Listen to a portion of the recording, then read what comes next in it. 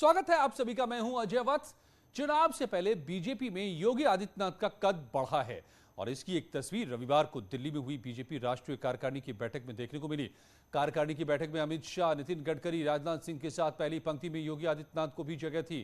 कार्यकारिणी में प्रस्ताव पेश करने का मौका भी दिया गया। सिर्फ योगी ही ऐसे मुख्यमंत्री थे जिन्हें बैठक में शामिल होने के लिए दिल्ली बुलाया गया था। ऐसे में ये तस्वीरें बताने के लिए काफी हैं कि पार्टी के भीतर राष्ट्रीय स्तर पर मुख्यमंत्री योगी का कद बढ़ रहा है।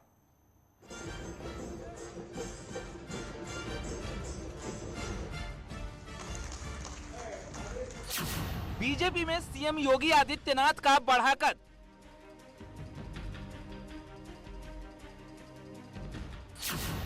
मोदी शाह के बाद बीजेपी का चेहरा होंगे योगी। दिल्ली में 6 घंटे तक चली बीजेपी राष्ट्रीय कार्यकारिणी की बैठक में 5 राज्यों में चुनाव पर चर्चा हुई, लेकिन बैठक का केंद्र बिंदु उत्तर प्रदेश और मुख्यमंत्री योगी आदित्यनाथ रहे। अमित शाह, राजनाथ सिंह के साथ योगी आदित्यनाथ को राष्ट्रीय कार्यकारिणी की अग्रिम पंक्ति में जगह दी गई। ऐसा माना जा सकता है कि योगी को मोदी और अमित शाह के बाद नेशनल लीडर के तौर पर प्रोजेक्ट करने की कवायद शुरू हो चुकी है, क्योंकि पूरी कवायद में सिर्फ योगी आदित्यनाथ ही दिल्ली पहुंचे थे। बाकी सभी बीजेपी शासित राज्यों के मुख्यमंत्री वीडियो कॉन्फ्रेंसिंग से ही जुड़े थे। वो पार्टी के वरिष्ठ नेता है, बहुत सबसे बड़ा देश में वो चला रहे हैं सरकार, और ये कोरोना के समय में भी उनके हर एक स्टेप आपको मालूम है। वो चाहे वो माइग्रेंट वर्कर हो, चाहे गांवों में रोजगार पैदा करने के लिए उनका कोशिश हो, और अभी भी उसके बाद जो एम्प्लॉयमेंट के लिए वो उनके तरफ से काम हो रही है, ये इन सभी विषयों को मन में रखते हुए पार्टी के एक कार्यकर्ता पार्लियामेंट में बहुत सालों से है, इसीलिए क्यों नहीं बुलाया। राष्ट्रीय स्तर पर बीजेपी में योगी आदित्यनाथ का कद बढ़ने के कई कारण हैं। यूपी से देश की सियासत का गुणा गणित तय होता है। सबसे बड़ा राज्य संभालने का तजुर्बा है। महिला सुरक्षा, गैंगस्टर पर कार्रवाई, चहुमुखी विकास का दावा और कोरोना काल में योगी का यूपी मॉडल, जिसकी सराहना पूरे विश्व में हुई थी। यही वजह थी कि सीएम योगी को कार्यकारिणी में प्रस्ताव पेश करने का मौका मिला। सीएम योगी जब प्रस्ताव पेश कर रहे थे तो जीत के हर दांव का जिक्र कर रहे थे। मुझे लगता है कि उत्तर प्रदेश का जो आकार है और उसकी जो दुनिया के चौथे देश के बराबर वो आकार रखता है, और योगी जी के कुशल नेतृत्व में अभी जो वहाँ काम हुआ है, चाहे वैक्सीनेशन की बात हो या वो बातें पूरी नहीं होती जब तक सबसे बड़े सूबे की कहानी लोगों के सामने नहीं आती। लेकिन सरकार के काम का लाभ कैसे मिलेगा, जनता का वोट लेने के लिए क्या करना होगा और वो कौन सी चीजें हैं जिसके जरिए पब्लिक का प्यार हासिल होगा, इन सब पर भी योगी आदित्यनाथ ने जोर दिया। बैठक में सबसे ज्यादा फोकस कोरोना के खिलाफ युद्ध, केंद्र सरकार की योजनाओं, गरीबों के लिए चलाए जाने वाले कार्यक्रम, कोरोना में बीजेपी कार्यकर्ताओं के काम और विपक्ष के रवैयों को भी जनता को कैसे बताया जाए, इस पर फोकस रहा। राजनीतिक प्रस्ताव पढ़ते हुए योगी आदित्यनाथ ने 100 करोड़ से ज्यादा वैक्सीनेशन को लेकर चर्चा की। उन्होंने बताया कि केंद्र सरकार में अब तक पूरे देश में 100 करोड़ से ज्यादा वैक्सीन मुफ्त लगा दी है। अगर बात करें उत्तर प्रदेश की तो अब तक 11 करोड़ से ज्यादा मुफ्त वैक्सीन पूरे प्रदेश भर की जनता को दी जा चुकी है। कोरोना के खिलाफ लड़ाई में ये बहुत बड़ा कदम साबित हो रहा है। सीएम योगी के इस कदम को चुनाव से जोड़कर देखा जा रहा है। विशेषज्ञ इस फैसले को मास्टर स्ट्रोक बता रहे हैं। और ये जो चीजें हैं, ये किसी भी नेता के उसके कद को बढ़ाने की में हमेशा ही कारगर सिद्ध होती हैं।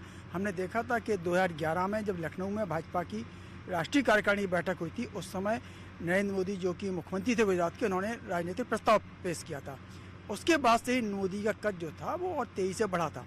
तो कोई भी नेता को जब इस तरह के पार्टी आगे बढ़ाने का मौका देती है, इस तरह से उनको आगे लाती है, तो निश्चित रूप से उनके कद में इजाफा होता है। इसलिए बीजेपी के सभी बड़े नेताओं ने कार्यकारिणी में यूपी की ही चर्चा की। राष्ट्रीय अध्यक्ष जेपी नड्डा से लेकर पीएम नरेंद्र मोदी तक ने सीएम योगी की तारीफ की। देखो, मुझे तो लग रहा है कि जो हम 300 पार का उत्तर प्रदेश में रखे हैं, हम उसके निश्चित रूप से पास जाएंगे और एक बड़ी जीत होगी। जाहिर है इस वक्त चुनाव को लेकर सबसे ज्यादा फोकस यूपी पर है, क्योंकि यूपी को 2024 का सेमीफाइनल माना जा रहा है।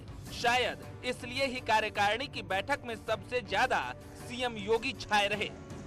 माना जा सकता है कि अगर योगी के नेतृत्व में बीजेपी यूपी में दोबारा सत्ता पाने में कामयाब रही तो योगी आदित्यनाथ को बीजेपी नेशनल लीडर के तौर पर सबसे बड़े चेहरे के रूप में प्रोजेक्ट कर सकती है।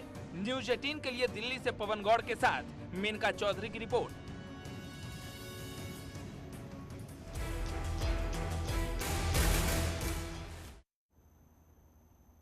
और श्रद्धालुओं के लिए शुरू की गई रामायण सर्किट एक्सप्रेस ट्रेन का अयोध्या में जोरदार स्वागत किया गया। 17 दिनों की यात्रा पर निकली ये ट्रेन श्रद्धालुओं को अयोध्या, सीतामढ़ी, चित्रकूट समेत भगवान राम से जुड़े कई धार्मिक स्थलों के दर्शन करवाएगी।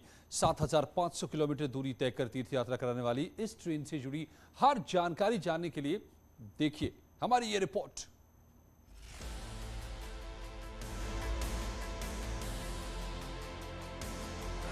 दिल्ली से 132 यात्रियों को लेकर अयोध्या पहुंची पहली रामायण सर्किट एक्सप्रेस ट्रेन का रेलवे स्टेशन पर भव्य स्वागत किया गया। अयोध्या पहुंचने पर श्रद्धालुओं में बेहद खुशी दिखी।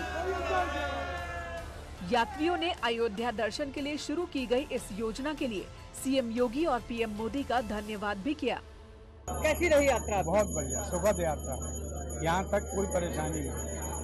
कितने अंदर कैसी सुविधाएं हैं यात्रियों के लिए? खाने पीने की सारी अच्छी सुविधाएं हैं, लैट्रिन साफ है, बाथरूम बढ़िया है, लेटने का बहुत सुखद आनंद आराम है सब। योगी सरकार की इस पहल को कैसे देखते हैं आप? अच्छी नज़र से देखते हैं, भगवान उनको खूब उम्र दे और वो 10 साल राज्य करें। इसका विज्ञापन पढ़ा था फेसबुक पर, तो तभी हमने ये संकल्प कर लिया था कि हमको जाना है।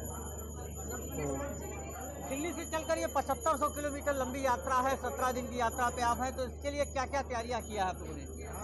तैयारी तो कुछ करनी ही नहीं थी, कुछ सामान लाना नहीं था, कपड़े वगैरह लेकर के आए हैं, अपनी मेडिसिन वगैरह लेकर के आए हैं, और तो बाकी सब रेलवे के जिम्मे हैं। कहाँ से आए हैं आप? चंडीगढ़ से।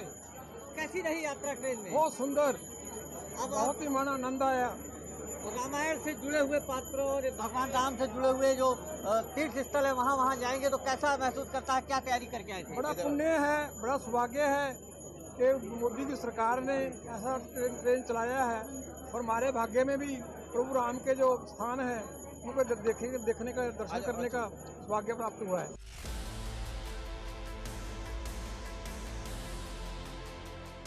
रामायण एक्सप्रेस ट्रेन में श्रद्धालुओं की सुविधा का भरपूर ध्यान रखा गया है। श्रद्धालुओं के बैठने के लिए वीआईपी कुर्सियां, जूता पॉलिश करने की मशीन, फुट मसाजर, लाइब्रेरी, खाने पीने, साफ सफाई की व्यवस्था इस ट्रेन में की गई है। हम मौजूद हैं इस समय रामायण एक्सप्रेस ट्रेन के अंदर। ये आप देख सकते हैं किस तरीके की सुविधाएं यहाँ पर ट्रेन में दी गई हैं। ये बाकायदा श्रद्धालुओं जो यहाँ पर जो पर्यटक हैं 132 लोग यहाँ पर इस समय इस ट्रेन में यात्रा कर रहे हैं, और उनके बैठने की ये व्यवस्था है। साथ ही जो पर्दे में दिख रहे हैं आपको, ये जो क्षेत्र ये देख सकते हैं आप इस तरफ, ये बाकायदा श्रद्धालुओं के लेटने की व्यवस्थाएं हैं। यहाँ पर तमाम श्रद्धालुओं की जो बेसिक सुविधाएं हैं उनको ध्यान में रखते हुए बाकायदा इस जगह पर ही IRCT और भारतीय रेलवे के नेतृत्व में ये रामायण एक्सप्रेस ट्रेन चालू की गई है। और आप देखिए यहाँ पर आपको लाइब्रेरी भी दिखेगी। ये बाकायदा इस जगह पर लाइब्रेरी है, इन्हीं लाइब्रेरियों में किताबें भी रखी हुई हैं। इस किताबों का भी जिक्र किया जा सकता है। साथ ही श्रद्धालुओं की सुविधाओं को ध्यान में रखते हुए फुट मसाजर का भी यहाँ पर इस्तेमाल किया गया है। देख सकते हैं आप, ये मशीनें रखी हुई हैं, इसमें बाकायदा अपने फुट पर मसाज की व्यवस्थाएं श्रद्धालुओं के लिए है। तो जो कहा जा सकता है कि अत्याधुनिक सुविधाओं से लैस ये ट्रेन अब अयोध्या पहुंच चुकी है, और कल शाम 4:30 बजे यह काशी के लिए रवाना होगी। दिल्ली से पहली बार अयोध्या पहुंचे इस ट्रेन के यात्री बेहद खुश हैं। 17 दिनों की यात्रा का पहला पड़ाव अयोध्या है। अयोध्या में ट्रेन एक दिन रुकेगी। इस दौरान यात्रियों के लिए बस की व्यवस्था भी की गई है, जिससे श्रद्धालु अयोध्या के मंदिरों का दर्शन कर सकेंगे। दिल्ली के सफदरगंज से पहुंची ट्रेन अयोध्या धाम पहुंच चुकी है। अब लोग जो श्रद्धालु दिल्ली से आए हैं वे अयोध्या धाम के लिए बस से रवाना हो रहे हैं। माता जी, आप कहां से आ रही हैं? मैं गाजियाबाद से आई हूँ, सफदरजंग से ही बैठी हूँ रेलवे स्टेशन से। आप रामनगरी में हैं, क्या कहना चाहेंगे? रामनगरी में हूँ मैं। भगवान राम से मेरी यही प्रार्थना है कि योगी जी और मोदी जी अपने हिंदू धर्म का इसी तरह से प्रचार प्रसार करें, हिंदू धर्म की रक्षा करें। भगवान राम। क्या आप रामनगरी में हैं? रामनगरी में जी है, यही है, देखो चरण राम तीरथ चल जाएं, राम बसो तिनके मन माई। भगवान राम हमारे हृदय में वास करें, हमारी बुद्धि को सन्मार्ग में प्रेरित करें और हम अपने जो है अपना आचरण जैसे भगवान राम का चरित्र था वैसे ही हमारे देशवासियों का चरित्र बने। राम राज्य था वैसा ही राम राज्य रहे। रामनगरी तो सबसे पवित्र नगरी है, सतयुग की नगरी है, त्रेता की, चारों युग में प्रताप है और ये तो त्याग की, तपस्या की नगरी है। तो ये तो हम सब में इतनी प्रेरणा की नगरी है जहाँ से ये यात्रा शुरू की है। भगवान राम का तो आदर्श जैसे चरित्र है वैसे ये यात्रा भी बड़ी आदर्श है। सब तरह से ये ठीक था और बहुत बहुत धन्यवाद जो प्रायोजक हैं। फिलहाल श्रद्धालु सीएम योगी और पीएम मोदी का भरपूर स्वागत कर रहे हैं कि इस यात्रा, जिस तरह यात्रा करवा रहे हैं, ये यात्रा बहुत ही सुखद होगी। रामायण सर्किट एक्सप्रेस ट्रेन अपनी 17 दिन की यात्रा में 7,500 किलोमीटर की दूरी तय करेगी। इस यात्रा के दौरान अयोध्या, माता सीता की जन्मस्थली सीतामढ़ी, चित्रकूट समेत भगवान राम से जुड़े प्रमुख धार्मिक स्थलों के दर्शन करवाएगी। हालांकि ये पहली रामायण एक्सप्रेस ट्रेन है, लेकिन भारतीय रेलवे 4 और रामायण सर्किट ट्रेन चलाने जा रहा है, जिससे श्रद्धालु रामलला के दर्शन के साथ साथ भगवान राम से जुड़े धार्मिक स्थलों का दर्शन कर सकेंगे। अयोध्या से न्यूज 18 के लिए केबी शुक्ला के साथ निमिष गोस्वामी की रिपोर्ट। और आजादी के अमृत महोत्सव के साथ ही देश में दूध क्रांति लाने वाला अमूल ब्रांड भी अपना 75वां सालगिरह का जश्न मना रहा है। इस मौके पर आइए आपको बताते हैं अमूल ने समय समय पर अपनी बात देश विदेश में कैसे पूरी कामयाबी के साथ पहुंचाई। अमूल ने अनूठे अंदाज में अपने प्रोडक्ट्स की जानकारी कैसे लोगों तक पहुंचाई। अमूल का हर विज्ञापन कोई नई कहानी कहता है। अमूल की कोशिश रहती है कि अपनी बात निराले और दिलचस्प अंदाज में आप तक पहुंचाए। आइए देखते हैं अमूल की एक अमूल्य कहानी।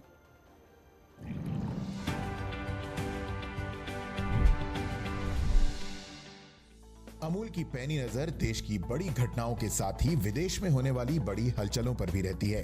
2016 में ब्रिटेन ने यूरोपियन यूनियन से नाता तोड़ने का फैसला किया तो पूरी दुनिया चौंक गई। इस अंतर्राष्ट्रीय घटना को ब्रेक्जिट का नाम दिया गया। अमूल ने इस मौके पर ब्रेकफास्ट यानी नाश्ता और ब्रेक्जिट शब्दों को जोड़कर ब्रेकफास्ट इट शीर्षक से विज्ञापन जारी किया।